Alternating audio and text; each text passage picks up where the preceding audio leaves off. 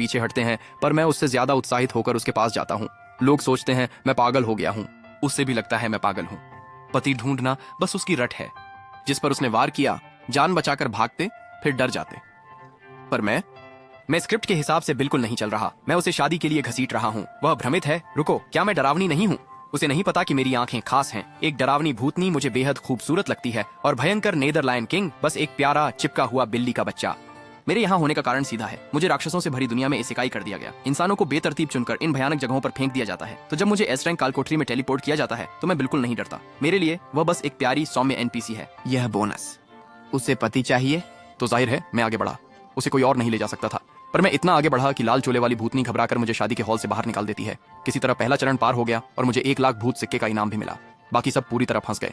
उन्हें लगा मेरी चाल ही काल कोठरी जीतने का राज थी। उन्हें नहीं पता था कि लाल चोले वाली ने मुझे अपना दूल्हा मान लिया था। तो जब वे मेरी नकल करते हुए अंदर घुसे तो उन्हें पूरी भयानक लाल चोले वाली मिली। मैं उसे ढूंढने वापस जा ही रहा था, तभी पीछे एक दहाड़ सुनाई दी। 2 बदमाश भागते हुए आए। उनके पीछे तथाकथित नेदरलैंड किंग था। वे इतने डरे हैं कि सीधे भाग भी नहीं पा रहे और मैं बस खड़ा सोच रहा हूँ, इसे नेदरलैंड किंग कहते हो? नहीं, एक अजीब सी छोटी बिल्ली भी है। ये डंजन पर्क तो कमाल का है। आओ आओ इधर आओ, मुझे सूंघने दो। शेर राजा यह देख जम जाता है, फिर घबराकर झपटता है तो मैं उसे एक थप्पड़ में गिरा देता हूँ। मैं उसे चेतावनी देता हूँ, फिर पंजे उठाए तो प्यारे नहीं लगोगे, और फिर भी मुझ पर गुर्राने की हिम्मत करता है। मैं जरा भी नहीं हिचकिचाता। मैं अंदर घुसकर उसे पीटने लगता हूँ। पंजे उठाना बंद करो, मुझ पर चिल्लाना बंद करो। अब भी कोशिश करनी है? रुको, अभी रुको। मैं नेदरलैंड किंग हूँ, तुम्हारी बिल्ली नहीं।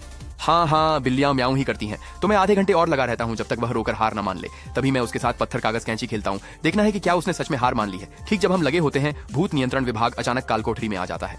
वे अति प्रतिभाशाली जियांग किंगचेंग को बचाने आए हैं, पर आते ही वे मुझे शेर को प्रशिक्षित करते देखते हैं। सबके चेहरे अविश्वास से भरे हैं। वे एस रैंक का भूतिया बॉस है और पालतू बना हुआ है। उन्हें लगता है कि मैंने कोई अद्भुत शक्ति जगाई है, इसलिए वे तुरंत मुझे भूत नियंत्रण प्रभाग में शामिल होने के लिए भर्ती करने लगते हैं। पहले तो मैंने कहा नहीं, मैं तो आम आदमी हूँ, बस पत्नी चाहिए।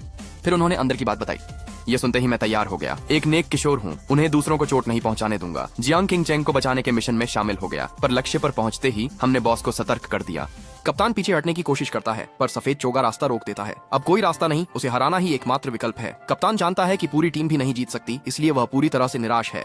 मैं तो उत्साहित हूँ, क्योंकि सफेद चोगा लाल चोगे जैसा ही है। मुझे सच में लगता है कि यह वही है, इसलिए मैं बोल पड़ता हूँ, बीबी। सफेद चोगे को बहुत अपमानित महसूस होता है और वो मुझे सबक सिखाने के लिए एक चाबुक निकालता है। सिवाय इसके कि मैं उसे नंगे हाथों से पकड़ लेता हूँ, खुद को उसके पास खींचता हूँ और उसे गले लगा लेता हूँ।